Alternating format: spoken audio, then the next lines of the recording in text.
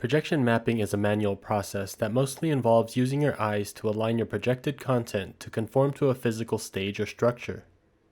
Resolume Arena provides tools to assist in the process, easing your workflow. The first step is to set up your composition for input mapping.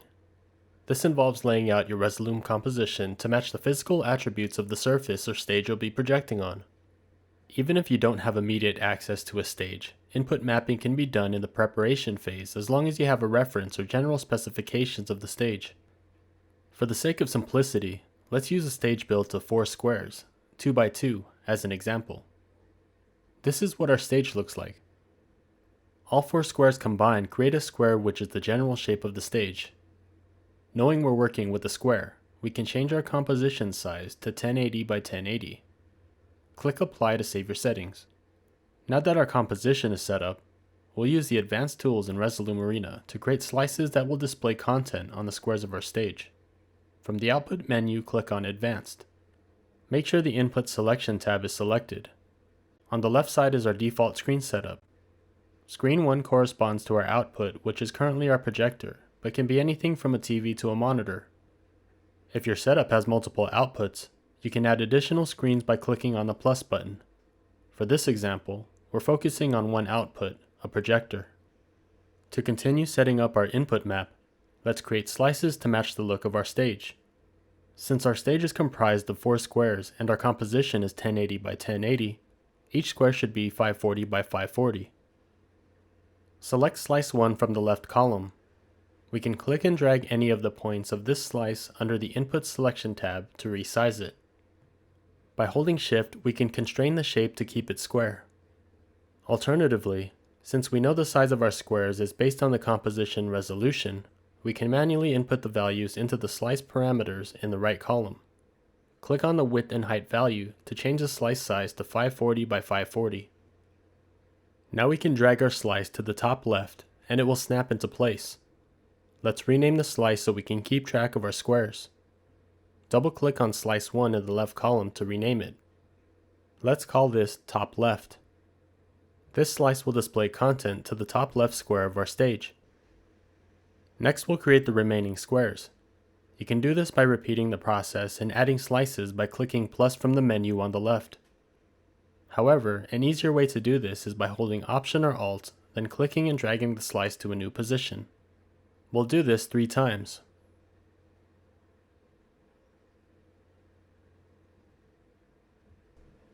Once our slices are in place, we can rename them according to their position on the stage. Double-click on the slice names to the left and type in their names.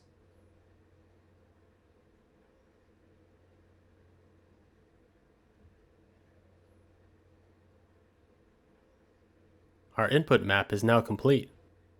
With our input map set up, let's choose how content will be displayed on our stage. It makes sense to route layers to slices, but doing so would not give us the flexibility of using layer blend modes and effects. In a live setting, it's cumbersome to change input selection settings anytime a layer needs to be rerouted to a specific square.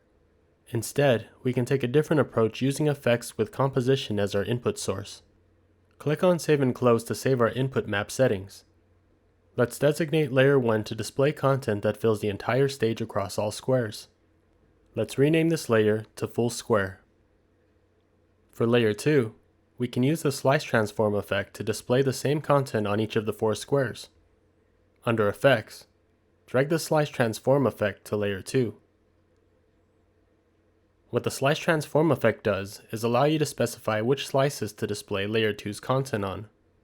To view slices, click on the View menu and select Show Slices. From the Slices panel, drag all slices directly to the Slices parameter under the Slice Transform effect. Layer 2 will now show 4 instances of our content displayed on all 4 squares. Let's rename this layer to 4 Squares. We can also use Slice Transform to display content in specific squares. Let's use Layer 3 to display content in the 2 right squares. Add the Slice Transform effect to Layer 3. Click on the Slices panel, and let's drag the bottom right and top right slices to the effect. We'll rename this layer Right Squares. With this method, we can have content displayed in any of our squares across any number of layers. This can save time from having to route layers to slices using the advanced output tools. The final step in projection mapping involves using output transformation to project on our stage of squares. From the Output menu, click on Advanced. Click on the Output Transformation tab, and on the Device drop-down menu to the right, select your output device. Our projector is displayed too, so this is what we'll select. Select the grid icon under the Output Transformation tab to show visual indicators to help align the projection. Enable Show Slice Grid and Show an Output to see the grid on the stage. The first thing we want to do is match our output to the shape we created from our input map. Click and drag on all the slices directly or select them from the menu on the left. Once they're selected, right-click and select Match Input Shape. Our output will conform to the shape of our input map. Now we can drag the entire grid of slices towards our stage and scale it roughly into position.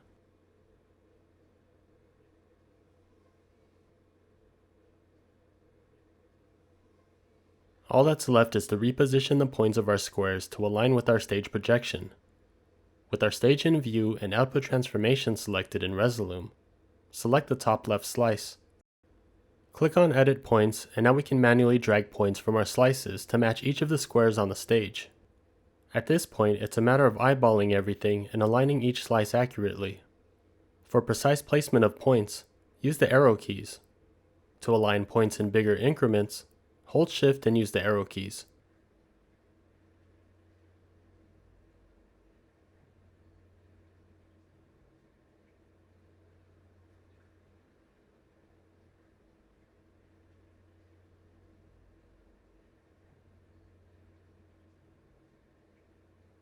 Once the projected input map lines up with our physical stage, we're good to go. Click on Save and Close, and now you can focus on mixing your content. Here's how the content looks on each of our layers. Layer 1 fills the entire stage. Layer 2 fills each square. And Layer 3 displays content in the right squares. Let's add effects to make our projection mappings even more interesting. First, let's randomly shuffle a clip across all 4 squares. Trigger a clip on Layer 1. Under the Video Wall effect, drag the Random Tiles preset to the triggered clip. Simply adjust the screen's parameter slightly under 0.40. And now random sections of this clip are distributed across all 4 squares. This effect works really well for this type of stage. We could even use Resolume's built-in sources to create new content for our stage. Under the Sources panel, let's drag the 45 pan preset from the Lines generator to an empty clip slot on Layer 1 and trigger it. Under Effects, let's search for Low Res and drag the Mario preset to the Lines clip. We'll adjust the pixel size parameter until it's almost full. If we hold Option or Alt while dragging, we can adjust in very small increments. We could also type 0.998 so that each pixel matches the size of our squares.